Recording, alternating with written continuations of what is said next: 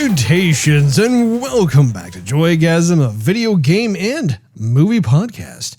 I'm Russ. He, of course, is Steve. And we both would like to wish each and every one of you fellow Americans a happy 4th of July in episode 278 today, July 1st, 2022. We're going to be catching up with each other before going right into our topic of the day, which is the Cuphead Delicious Last Course DLC. And before we go even further than that, make sure you, what do we want to do? Grill some hot dogs on that subscribe button. Maybe cheers the notification bell. That way, none of you will miss a single solitary episode of Joygasm that drops once a week. Every week. Steve, it is once again fan tizzle to see you. Fan tizzle to the mizzle. Good, sir. To the yizzle. Indeed. Russ, are you going to be setting off some fireworks, Russ?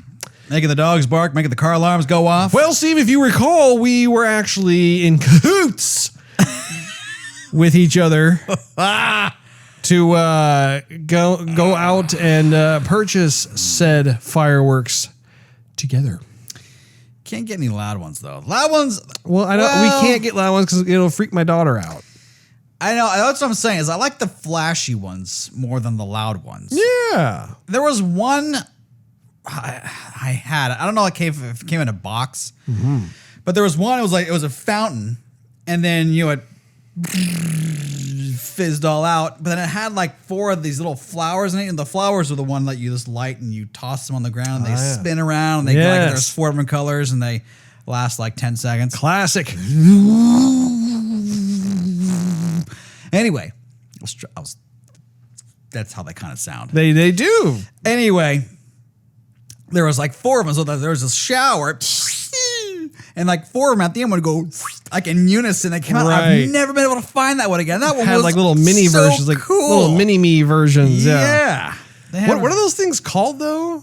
I don't know. It's been a long time since I've looked at that. But yeah, those are some of the classic tried and trues. In fact, I remember actually doing the whole thing where you light it while you're still holding it, and then you throw it straight up in the air, and then it starts to spin while it's in the air. Sometimes they would hover. That's like right. a helicopter. I remember we learned that from the neighbors when we were kids. We're like, hey, watch this. We're like, what are you going to do? And then they like light it. Okay, here it goes. Like, throw it on the ground. Like, watch this.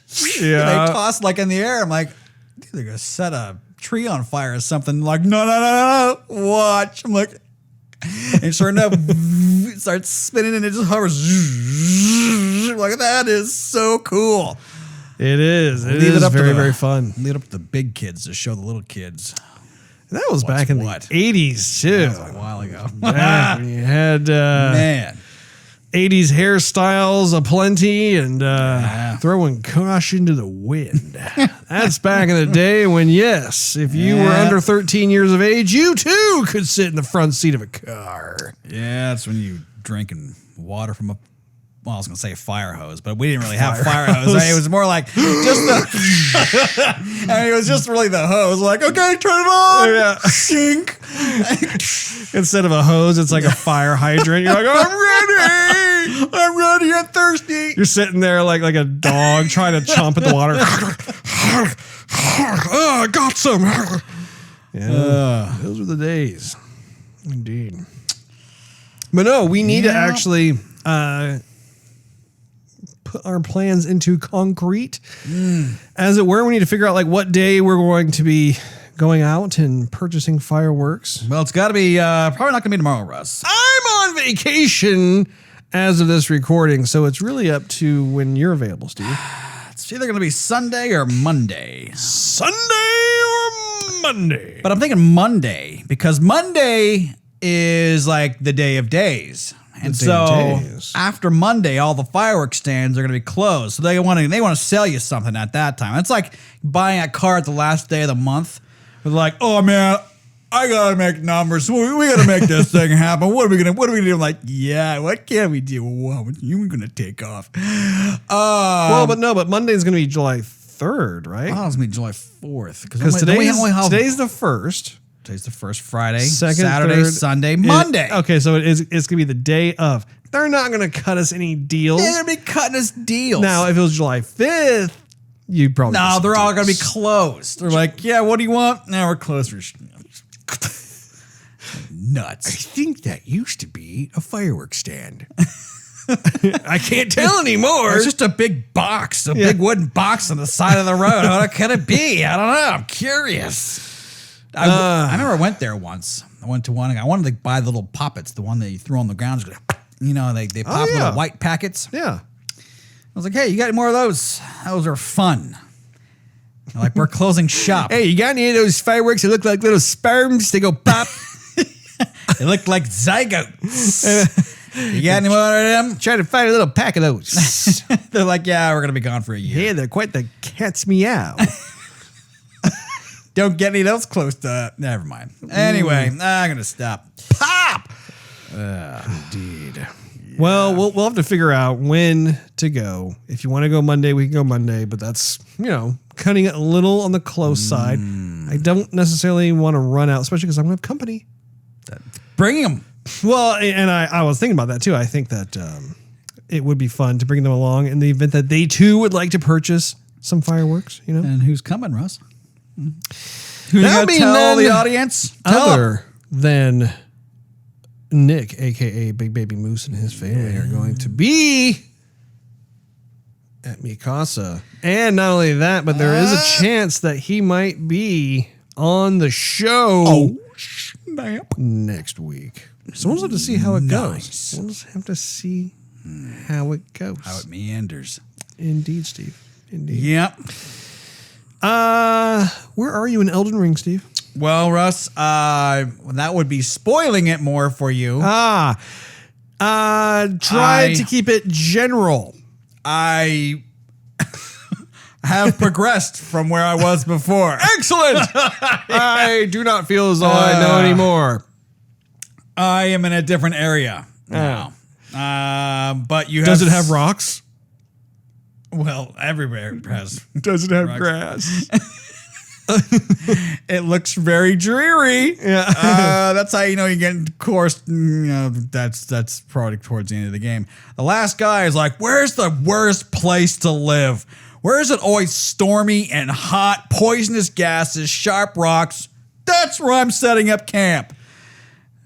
Well, it sounds like you're describing Caelid. Well, I'm describing everywhere. I'm just saying, it seems like these games, where the last guy is, it's always like just a...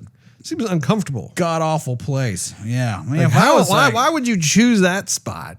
I would choose the most comfy, beautiful. Yes. Just like, yeah, you want this? You gotta come and see me. Otherwise, you're like, oh, you want to come and see me? You gotta traverse this mountain. You gotta breathe a lot of toxic air. You gotta cut yourself everywhere. I cut myself every time I have to go down and hunt something to eat. And you're like, what?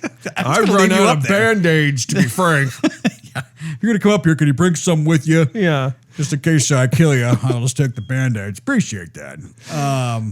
Anyway, so I have progressed. I'm out of the area that I was before. I'm in another area. Matter of fact, I was the one twitching the other night, Russ. You were. Did you even watch? Yeah, I did actually. So you know exactly right. I watched you. Well, I don't know exactly where you are. I was watching and then I realized how you were farther along than I was, Steve.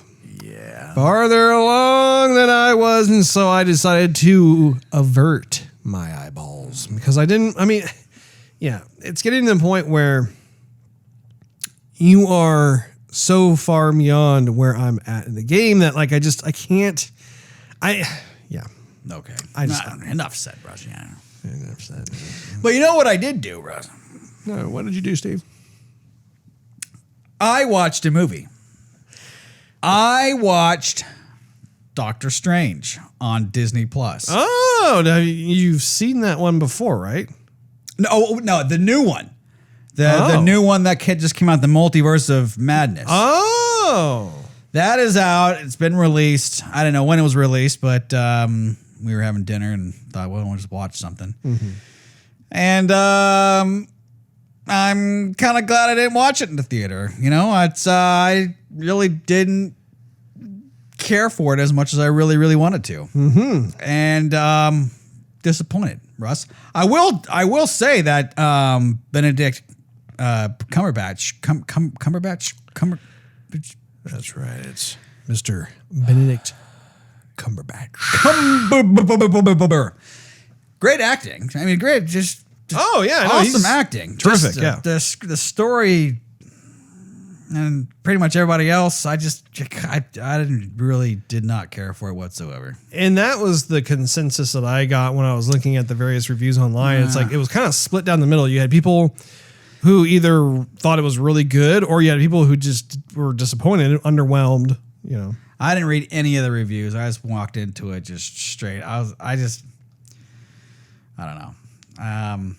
Disappointing, discouraging. I mean, if that's what they're putting out, I mean, it would be one thing if it was like straight to Disney Plus. Like, okay, this was not a big blockbuster. Here you go. And I would have thought, okay, wow, that was released on Disney Plus. That's pretty cool. Yeah. But this is what they have to push Marvel. It's not like I hated it. no.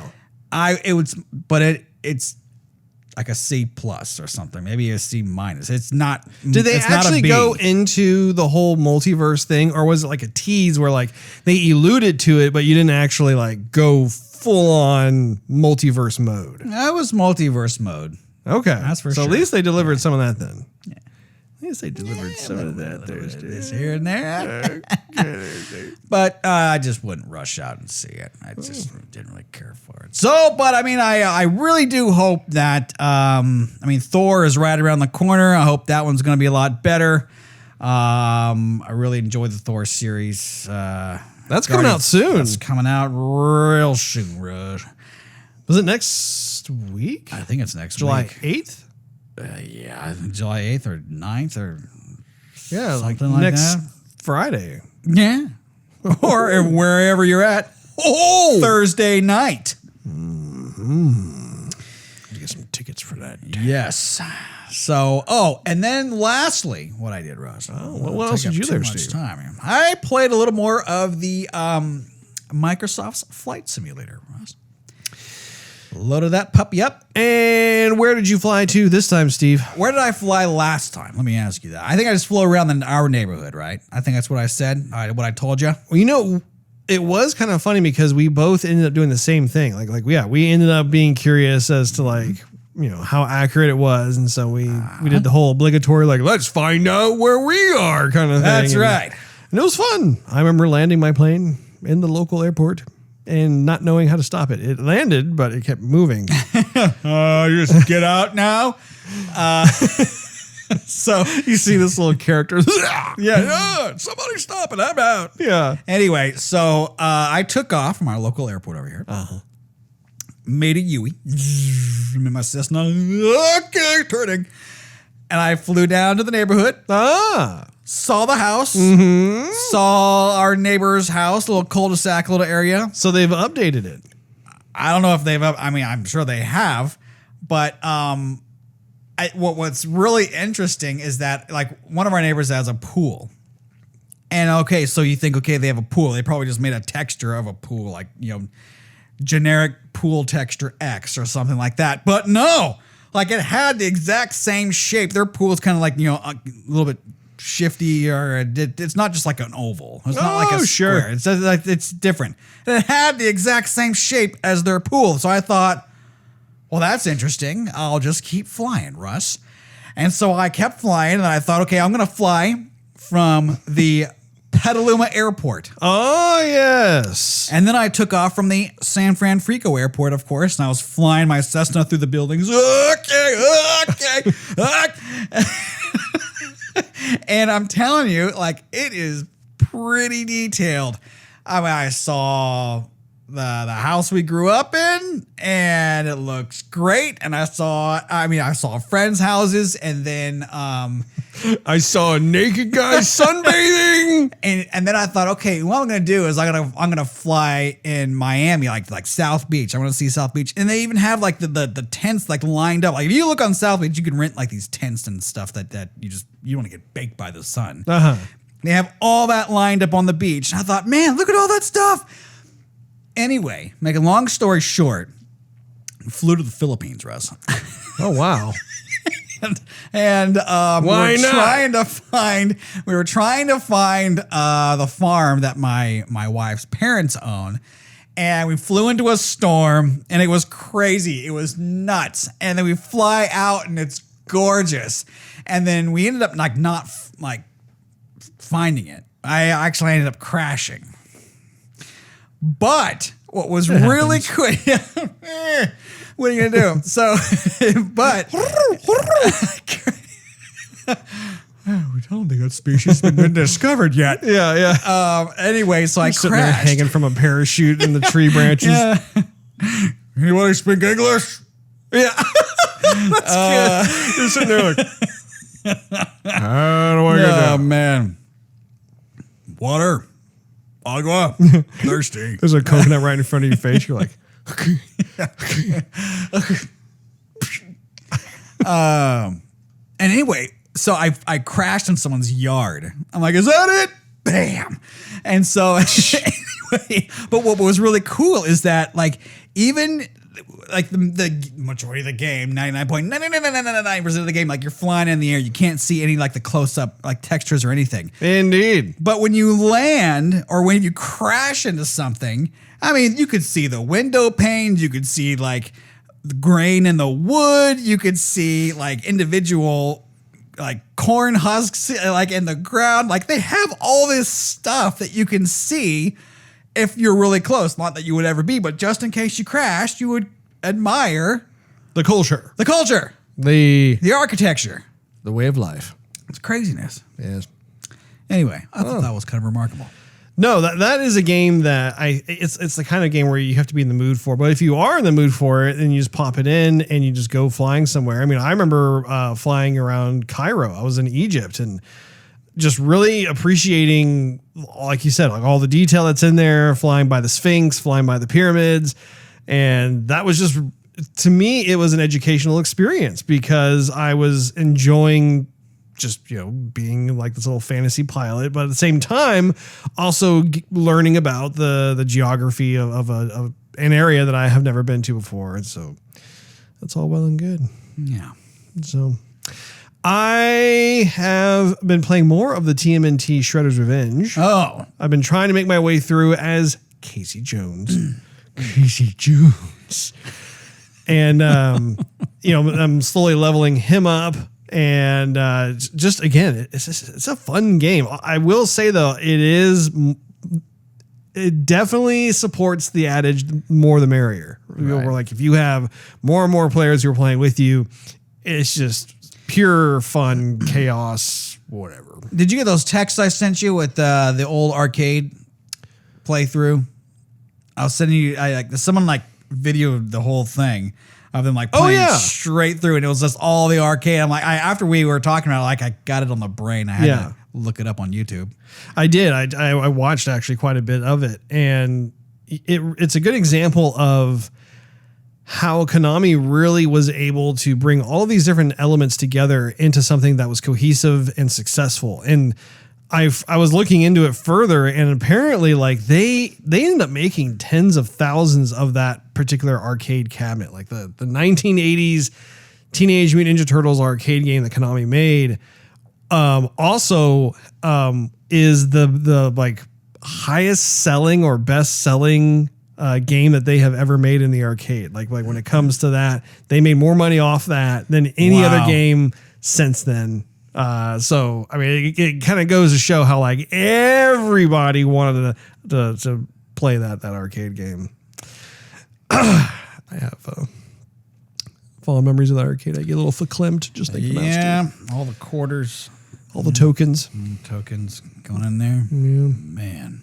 Indeed. I've also been playing more Elden Ring myself, which is no surprise. Yeah. And I recently went into the Lake of Rot, which I know you have already been to. And Nasty. It was interesting. I think I am constantly surprised at the scope, the sheer scale of this game. Like I keep thinking, okay, surely I've seen most of what all there is to see. I know there are other places like the capital and stuff I haven't been to yet, but I keep stumbling upon more and more of these areas. And in particular, the underground areas keep getting bigger and bigger. Like I keep thinking, okay, I've seen all there is to see. And then all of a sudden there's like another huge swath of it that gets revealed and whatnot. And it's literally like a double-decker almost of the world map where like you have the above ground and then you have the underground, which I mean, I don't know how they were able to cram all this stuff into one game, Steve. Imagination. That's all I can say, Russ. Pure determination is what I say. There's a person with a vision, and that vision is unrelenting. They got the guy who was writing the story for Game of Thrones to write the story on this. Yes. And apparently that's a huge deal. I still don't know what's going on in the story, Russ. I'm just being real. I have no idea. All I know... excuse me, is that you are dealing with bad guys and something bad happened in the course of time. And now you're trying to become powerful and get rid of all the bad stuff. The gentleman's name you were referring to is George R.R. Martin, Steve. Sure, Russ. And a person who actually has put a lot of these pieces together is Nick. Like one of his strengths is reading. Well, yes, he's an avid reader. Yeah. But, he's someone who has always been into the fantasy genre. He's always been into like those types of novels and stories and stuff. But furthermore, he's really able to like pick up on things that honestly, even myself, like I find rather abstract or obtuse or just not enough information. He actually is able to really start to put this stuff together. So we were having a conversation recently where he was in fact...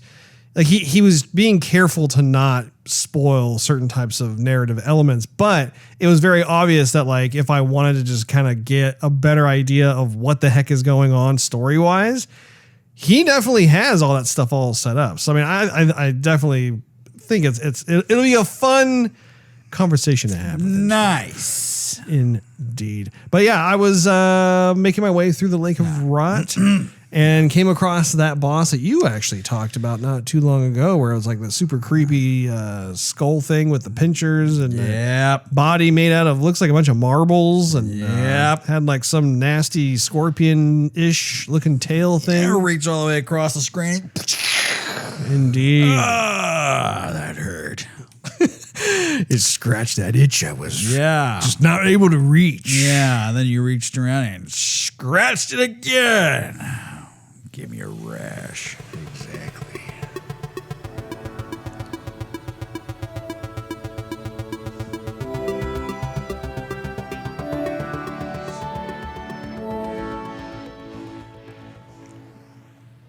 Snap your way to victory. It must be the topic of the day.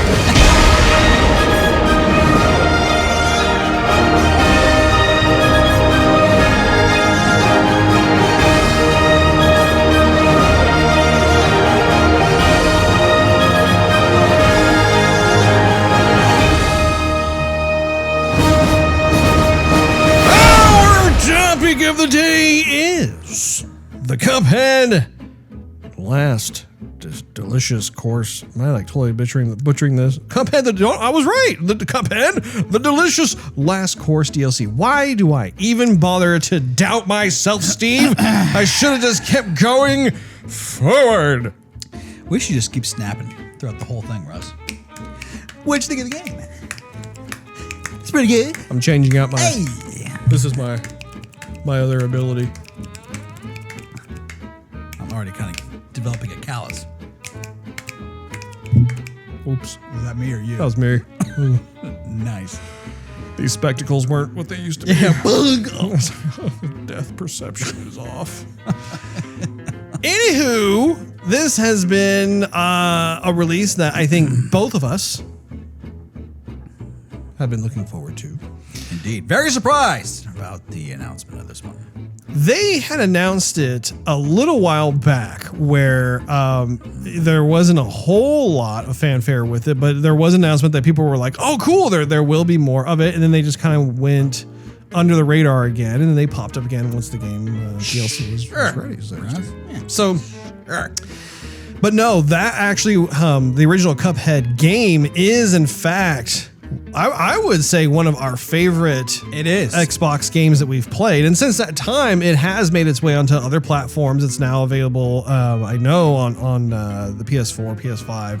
I think it may even be available on the Switch, but don't quote me on that. I'll have to double check that. But the point is that it was first available for a while on like PC and Xbox. Sure. And then it has made its way onto other platforms for other gamers to enjoy. So for us, we ended up being early adopters to the game, and we just really enjoyed it. It was such a unique type of game where it had a little bit of adventure elements to it with the world map, the top-down map, making your way around. The game clearly takes its inspiration from kind of the early cartoons of like the 1920s and 1930s. Yeah. It has that kind of transatlantic kind of era that you're talking about there. Wet your willies, boys. That kind of thing. And not only that, but it also incorporated a very old school hardcore challenge to it. Something that like we were commenting on back when we were playing it, that we really hadn't seen since like the 8-bit or 16-bit days. Platform jumping, Russ. I don't like that. But it's good in this one. It's like very limited platform jumping. Yes. And so you're jumping platforms, you're dropping down, whatever, whatnot. But they design it in a way that, is manageable. I guess. It's not like a bunch of, the regular game had like floating platforms. Like, oh, this one's going back and forth. Like, jump on this. Or like, no. This one more like has shelves. And that's actually worth noting too, because the first game, there was kind of like this mix where like some levels you go to, it actually did have like a full-on level that you had to like try and survive your way through. Right. But then there were other parts that you'd get to where it was literally just a boss fight. Like you would just go there and there was the boss, and you had to go through like the different phases or stages of the boss. Typically there's like, I think on average there's like 3 different phases that the boss goes through. And what's interesting is that with this DLC, we haven't beaten the DLC. We haven't seen all that it has to offer. So we're limited in terms of like the different stuff we've seen. But so far, it's only been strictly the bosses, the boss fights. And when I say that, it's like we've only seen like two areas, right? Yeah. We were kind of, our goal was to really beat this boss, and it took like 3 hours. Yeah. And still haven't beat him. You beat. Yeah. We beat. Yes. But it ended up being you with the most amount of There is no I in team, Steve. Actually, if you're coloring the letters, you can color the center part of the A, and then or the lower and the center part of the A, and that actually makes an I. So, indirectly, there is an I in team.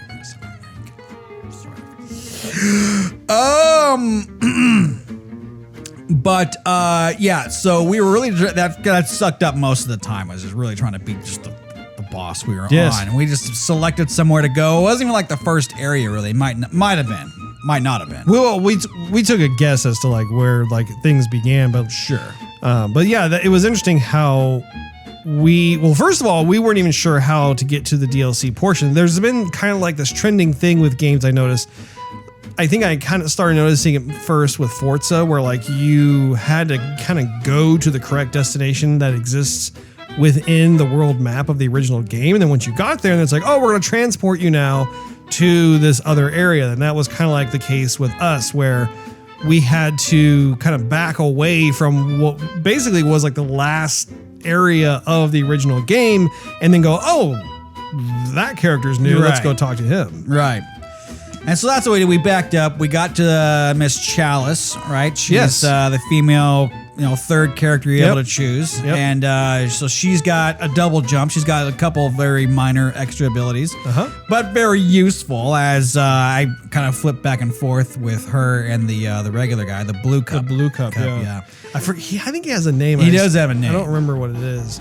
But Neither do I. you were the one who really tested Chalice out. And then one of the things I did notice was she seemed to have a different way of.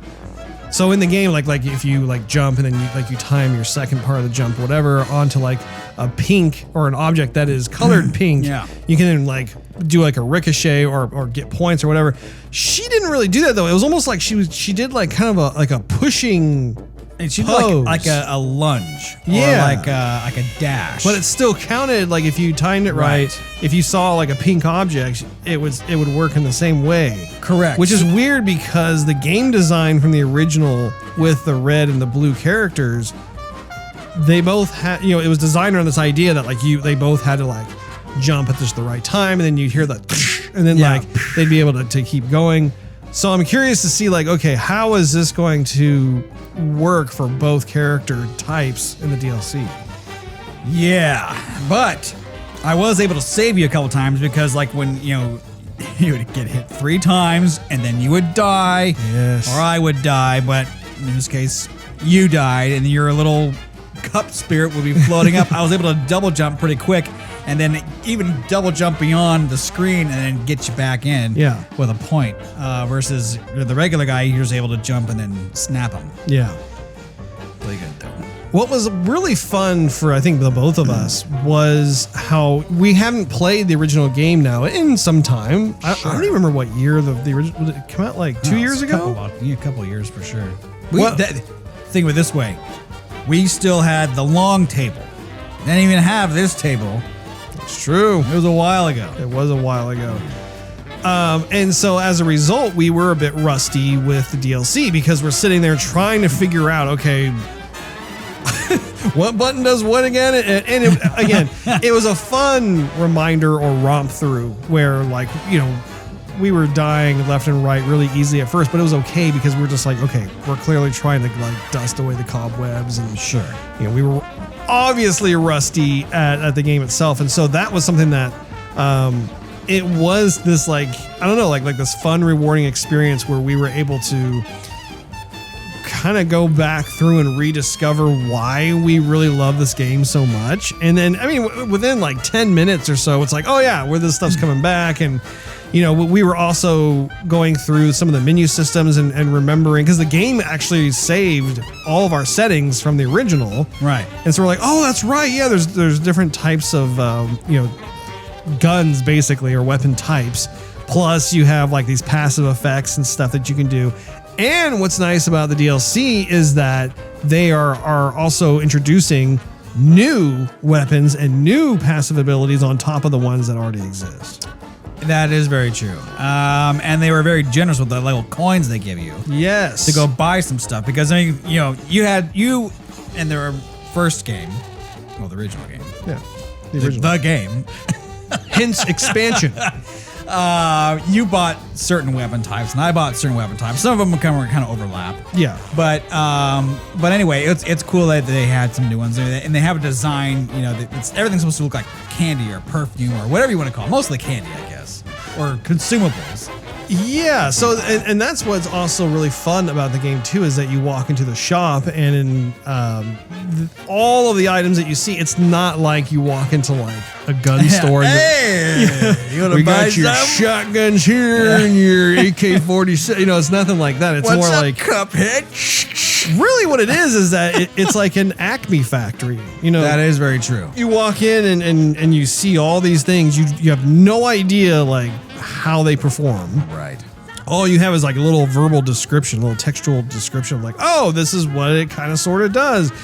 But you have to commit to buying it and then finding out, how does this work with my play style and which types of stages I can actually use this effectively in, because it seems like depending on which stage you're in, you're going to have to constantly kind of change up, which was just like the first game, right? Like, and that's honestly what part of the search and discovery process of the game. It makes things interesting. If I were to just use the same weapon for every single stage, it's like, why would I have any kind of incentive whatsoever to purchase any of the other weapons? That's right, Russ. So, that is very true. And the music. So there was a time when, I forgot, you went away for something, and I got a glass of water or whatever. And I was waiting for you to come back. And so I'm sitting there on the game over screen, basically, or they're like where it says, okay, retry. Yeah. And the music just kept on playing and playing and playing. And it's like this original score, kind of like what they had. I mean, maybe it's the same music. It's been, like I said, it's been a while since we played the original game. It might be the same music, but I enjoy the music. Oh, honestly. yeah. I mean, it's even if it's not original, I've always enjoyed like that kind of jazz swing music, kind of big band kind of stuff. I've always liked it, and so ragtag or not? It's ragtime. Yeah, ragtime. Yeah, sure. It really depends on the stage, but yeah, I mean, it's all of the above. Right. And even with the game over screen, I'm like, I'm gonna let it play. Yeah. Like I enjoy it. But anyway, there's no other game that's like Cuphead. No. I think I said it to you last night. I was like, I love the game and I hate the game, but I can't get away. Like it was like 1 a.m. and I had to go to work the next day. You didn't have to go to work the next day, but I was still like, just one more try. We're gonna get him. Just one more try. And that's the hook. I know. The first game. Now you got me saying it. Sorry. The original game itself also was very successful in having that hook where like the game would infuriate us. I mean, I was reminded of that as we were playing the DLC, where like we would get so mad because we're competitive players. The game gets really intense, and it's the whole thing where like they're intentionally making the screen so busy and cluttered. It's very difficult to be able to manage your character's survival through this just onslaught of visuals, really. But then once you do start to kind of gain more of a function of how each stage is set up, there's almost like this weird harmony that takes place. Yeah. Despite the cacophony of everything that's going on, it's like, okay, no, I know, I do this, I do that, whatever, and then suddenly like you're able to manage it and stuff. And I think that is part of the secret sauce of the game, is like they intentionally do that with the idea that like as you learn like how the patterns work and that sort of thing, suddenly there's like this weird, like I said, there's like this weird harmony that takes place. And then even like with the boss that we did defeat, we had the exact same reaction when we beat the boss, which is, it's one of Jubilee, really. Right. I mean, like doesn't matter who it is within Cuphead, but like every time that we defeat one of those bosses, I mean, we shout out. I mean, we're like it's like this huge celebration. Wake the neighborhood. It's like this exhale of, yeah, really. It's like this exhale of celebration that you've been like, it's been pinned up inside you for so long because you've been dying over and over and over. And really, it kind of surprises you because there's no health bar on the bosses. So you have no idea when this match is over. I know. And all of a sudden it says knockout, and you're like, whoa! People are like jumping up off the couch, and you're yelling, and I mean, you're doing the fist pumping and the high fiving and stuff, and good gaming. Yeah, ooh, nice. Sorry, I spanked it too hard that time. Yeah, watched it jiggle. So, but it's nice to see that they clearly are continuing to run with that, because again, that is so part of the Cuphead experience as far as I'm concerned. I still think I have an idea with the 2-player versus the 1-player, Russ. Because as we're getting ready for the show, I played it a little bit. Yeah. And I was doing all right solo. Mm-hmm. Just because there's not as much on screen. That's true. There's not as much on screen. And I wonder if one of two things happen. Either A, you just have two people jumping across the screen, so it's like more distracting. Like, okay, is that an enemy?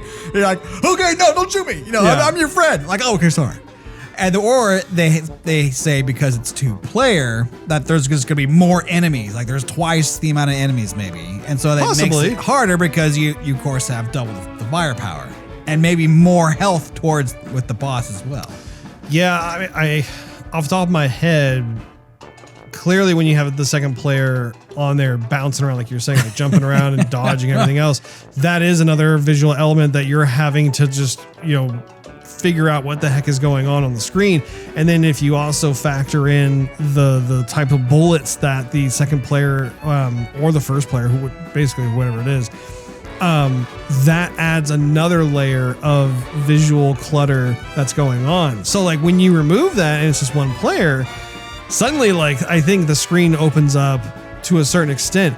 But I also think that there is a possibility that perhaps they don't have as many. But I mean, I gotta say, when I was playing the original Cuphead, I feel like even solo, like going through the stages anyway, you had the exact same amount of enemies that you had to take out.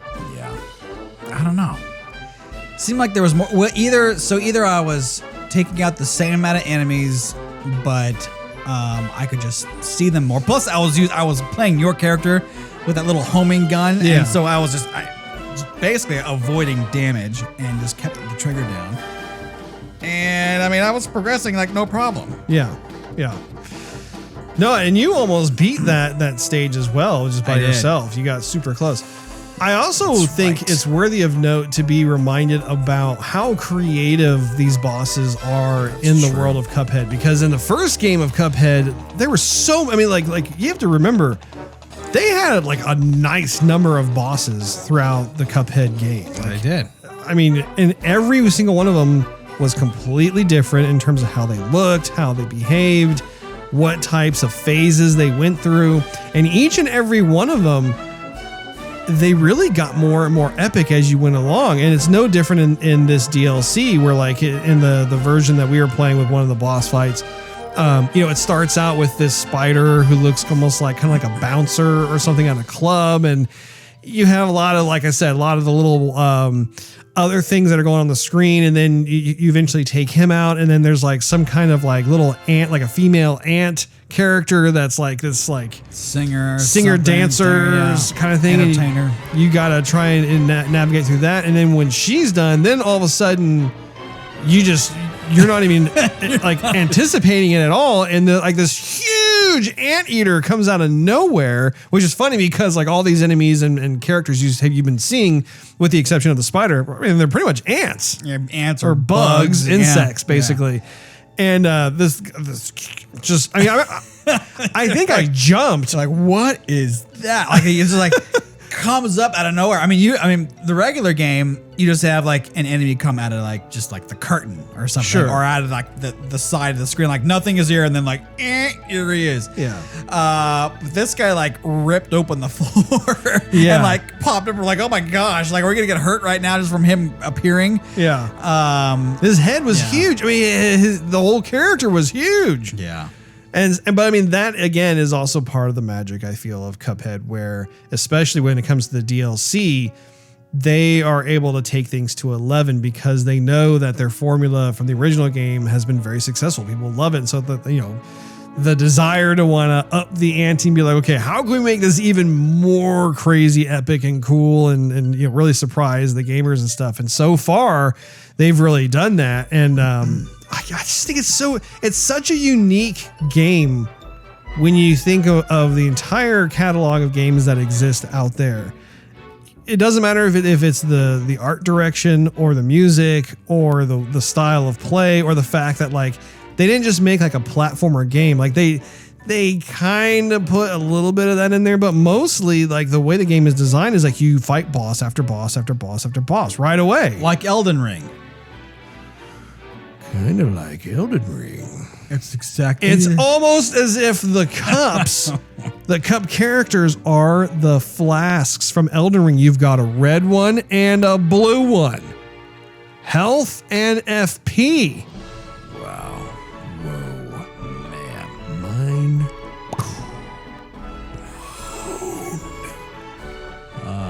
That was actually pretty cool. comparison there, if I do say so myself, Steve. Forgot what I was gonna go after that one. My goodness, talk about an epiphany. Oh, I know what I was gonna say. What were you gonna say, Steve?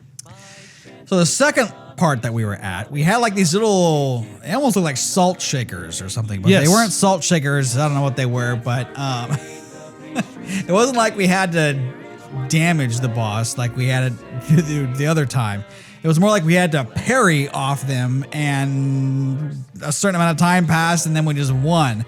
But that was getting so chaotic because they would run off screen and then jump back up at the top of the screen and then fall back down. We had to avoid like them falling on us. The headless salt shakers? Yeah, and then like they would sprint toward, anyway, that was just crazy. But somehow it all worked towards the end, and we were just jumping and avoiding and dashing and double jumping. And it's another great example of once you find the harmony within that particular boss fight, Yeah. suddenly it just works. And especially when you have two players playing, because again, there's a lot of distraction that's going on, as you know, when you have two players playing. And that also goes into like the timing of the jumps. Cause like I'll see you jump, which makes me want to jump, but I know I can't jump yet because that enemy that Steve was just dodging hasn't gotten to me yet. Right. But there are times where I'll miscalculate my jump and then I get injured. Yeah. Or I die.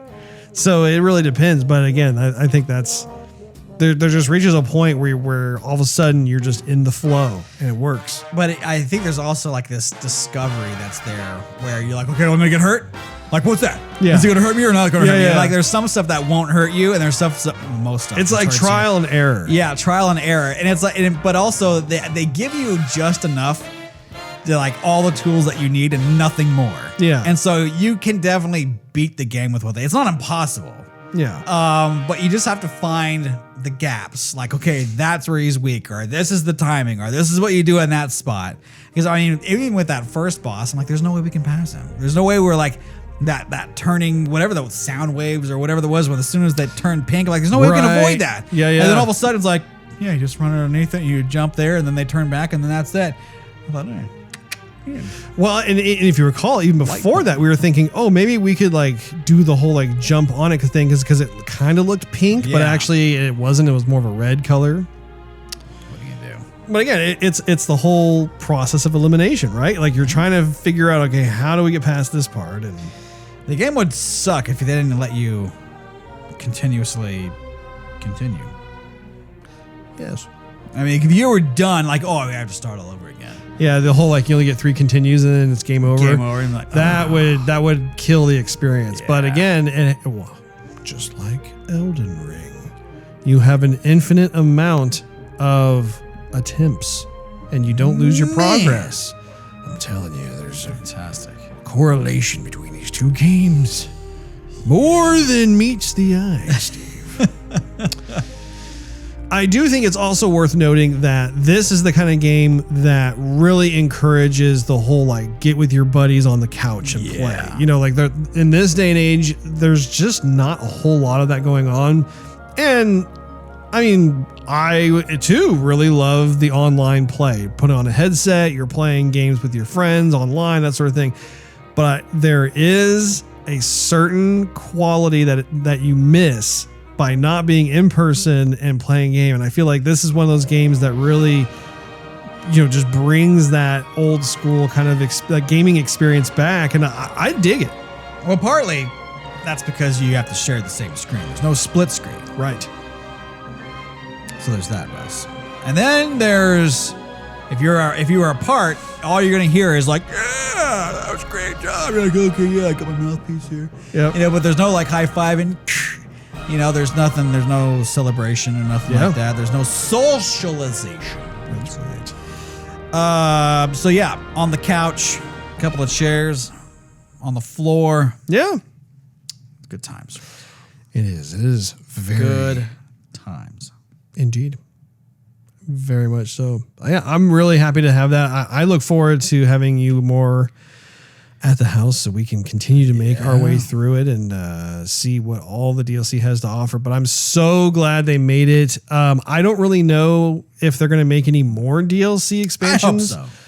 But if they don't, my hope is that they will continue to either like make Cuphead 2 or make other types of games within this similar type of art style and genre and that sort of thing, because I really feel like they've hit on something special. I ended up actually purchasing the Art of Cuphead book. No. It's so cool because in there you can see all the storyboards, different types of animation frames like that are early on as they were developing like the overall look of the game and the style, and different types of interviews. I mean, it has all kinds of stuff in there that I for one really admire and appreciate just because of the uniqueness of what they decided to do.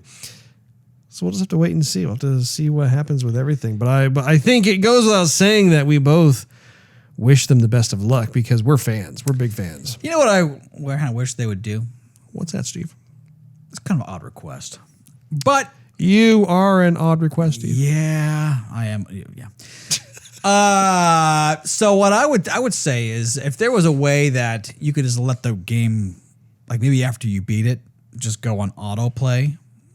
And so like you just watch the game play itself through the levels. Because at some point, I mean, I love the artwork and I love the music and I love watching it too. Sure, yeah. And so all that just kind of fits together. And it'd just be nice to just kind of, I don't know, have it just play. I don't recall if you just let the game, like if you don't press start at the beginning and you just let it do its thing, there's a chance that it might do kind of the old school thing where like it shows like a, 20 to 30 second clip of a level or of a boss or something like that. Seconds. What? More time. Well, I'm guessing. I can't remember exactly. Okay, we'll have to double check that. 34 seconds. Indeed, Steve. Indeed. Do you have any final thoughts, Steve? No, Russ. I love playing the game. Glad it's back. Glad it's in the palm of my hand again. Hot, sweaty. Yeah, frustrating. Greasy hand. And happy. Good stuff. Great game. Yeah, no, it's definitely a great game. I'm really thankful that it has come out, especially in a year, like talk about timing, where this year the pickings are kind of slim. Pretty slim. And so as a result, it is interesting to think about how, we have Elden Ring, we have TMNT Shredder's Revenge, and we have the Cuphead DLC, all of which are awesome. Like they're just great quality. So, as it goes on, we're going to get the Forza DLC. Going to get the Forza Horizon 5 Hot Wheels DLC that's coming out July 17th.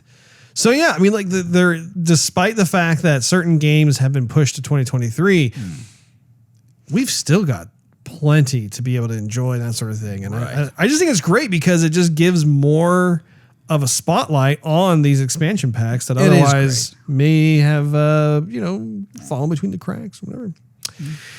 That wraps up this episode of Joygasm. We thank you for hanging out with us. If you enjoyed this episode, we invite you to check out patreon.com/Joygasm, where you can enjoy exclusive perks and early access to the show. Not to mention it continues financially helping us do said program. Also, why don't you snap at that subscribe button and maybe, jump at the notification bell when it's pink. And that way you will not miss a single solitary episode of Joygasm that drops once a week every week. And while you're at it, you can do a search for @Joygasm TV on your favorite social media platform of choice. We're on just about all of them. And while you're at it, do a search for @Joygasm TV on Twitch to see us stream our gaming adventures live every Wednesday night at 9:30 p.m. Central Time. Make sure you don't blow off any of your fingers this weekend. Enjoy time with your friends and family. And we'll see you next time.